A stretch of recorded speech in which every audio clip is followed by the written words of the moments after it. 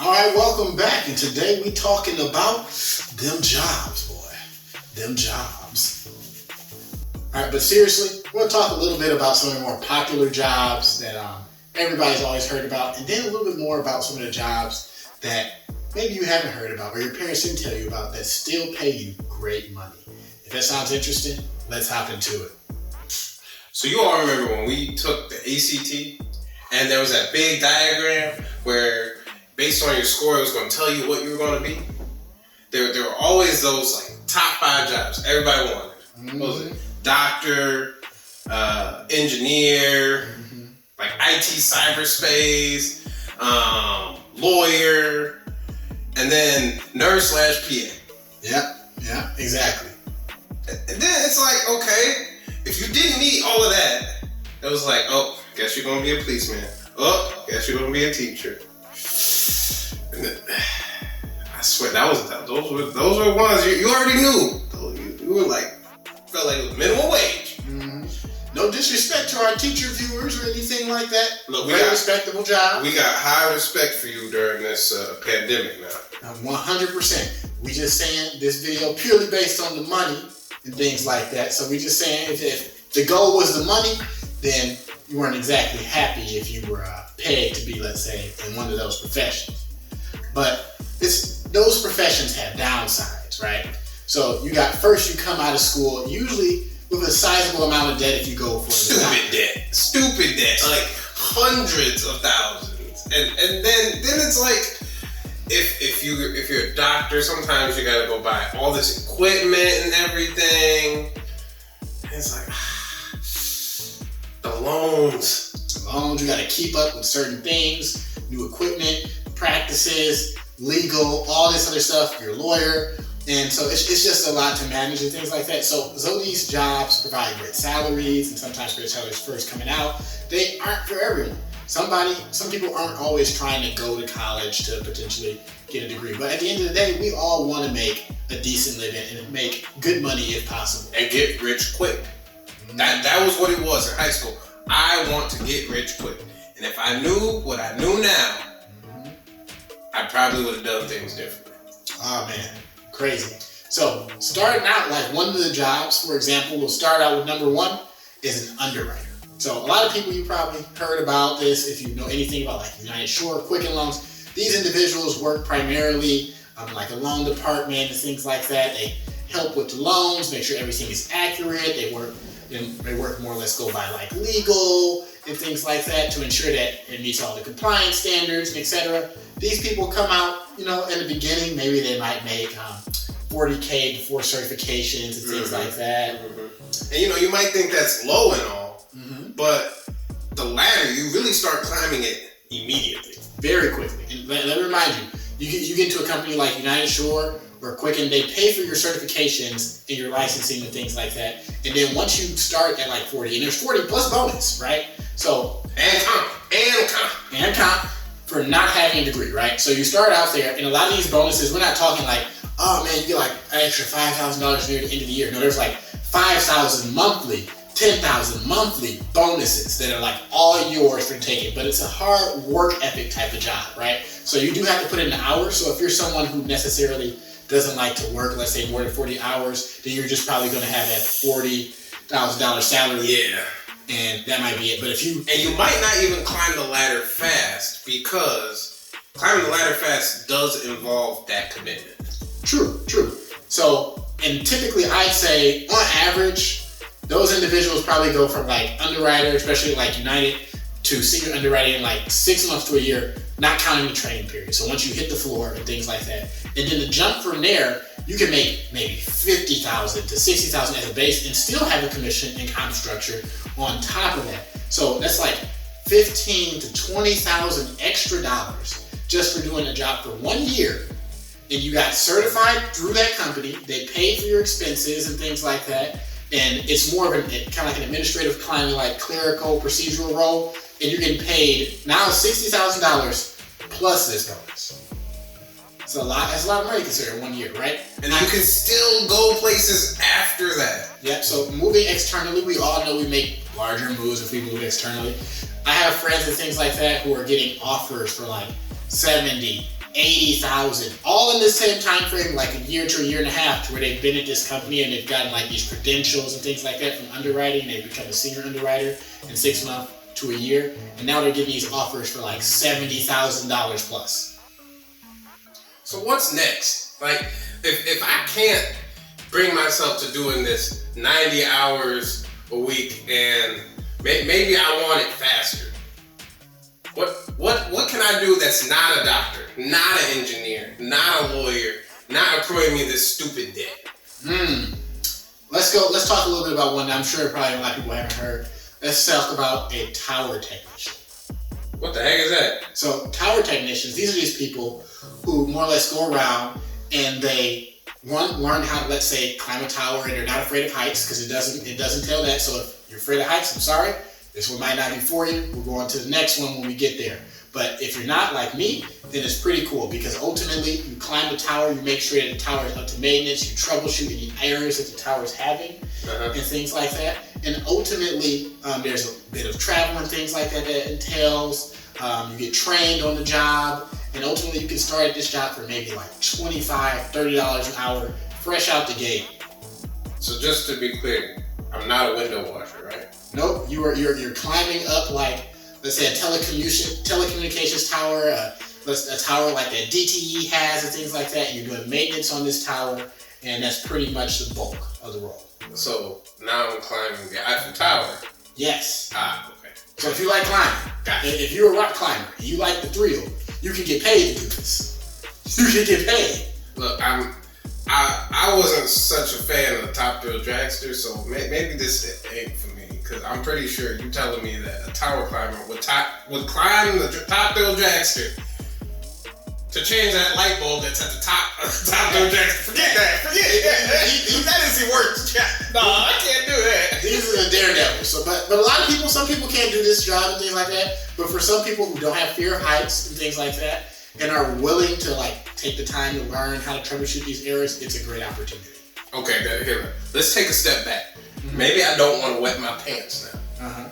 Can I have a desk job that maybe doesn't have me working 90 hours a week, and I don't have the possibility of, falling? A desk job?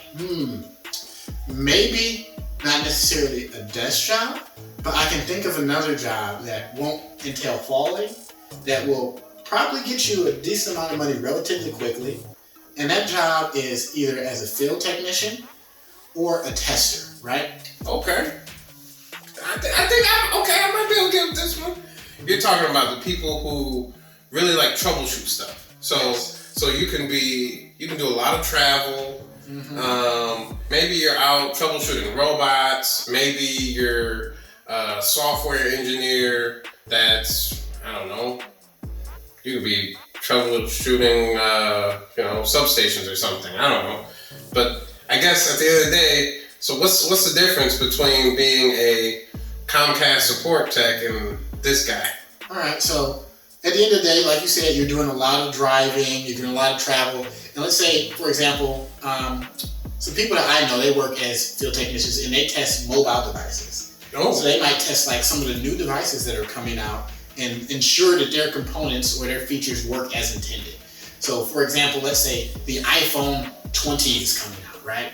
And before Apple presents this product to the public, they have to make sure that all the features work as intended, right? So they have to make sure that the call features work at this elevation. They have to make sure that the messaging features work at this time of night. They have to make sure that these features work, like let's say simultaneously, that you can listen to music as well as send a text message or... Oh, I could be the Verizon guy. I could be the... Can you hear me now? Can you hear me? Good. Can you hear me now? Good. So if you like playing with like phones, devices, technology, and just troubleshooting it, their job, really and truly, as I break it down, is to break the device, to find out where the errors are, to document it, and then report that back to the client that they're working with, and they just keep rinsing and repeating and doing this job. And this job pays, I'd say, in most areas, anywhere from mid-20s to about $30 an hour. So that's decent money. That's good money. What else you got on the list? if I had to think of another job, this one's probably a little bit more well known to everyone. Let's talk a little bit about electricians. Okay. I guess, you know. No, I didn't want to do it. You're right. I didn't want to do it. When it came up on the ACT test, skill trade, nah, I didn't want to do it. I'm sure everybody. Actually, I think my parents may have even told me that you should do a skill trade, but you always thought of a plumber, and I didn't want my booty out. Ain't no way I wanted my booty out.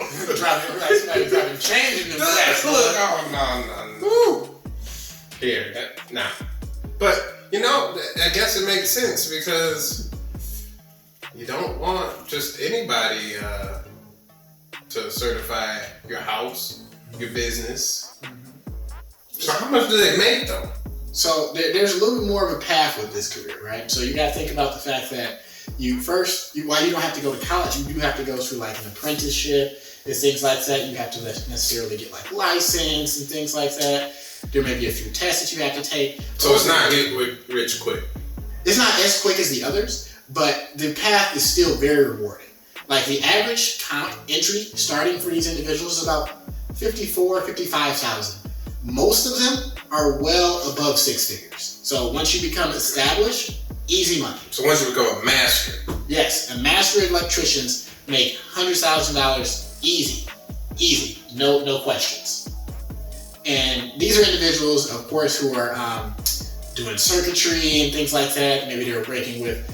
Usually, it's a high risk role, so that's also a thing to consider. Mm-hmm. You have to take into account that this is a role that is a little bit more dangerous, let's say, than like the typical roles that we mentioned before. Outside of the tower climber, I'd say they're probably parallel, right? True. I don't want to get shocked with 480 volts of anything. This is true. And so you are working with different types of things like that. And this is why you have to go through the apprenticeship, because you just can't take someone off the street and then they just go straight into this role. So there's a little bit longer of a learning curve, a little bit longer of a learning path, but ultimately the payout is substantial. And electricians are very well respected. Great job. I have a few friends of mine who are electricians and they couldn't be happier.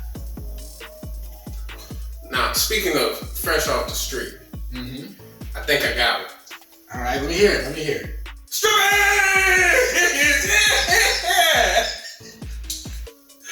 Well, you know, I was at Hooters. That's where I was at Hooters, and I wasn't at Hooters. I didn't take your card. Damn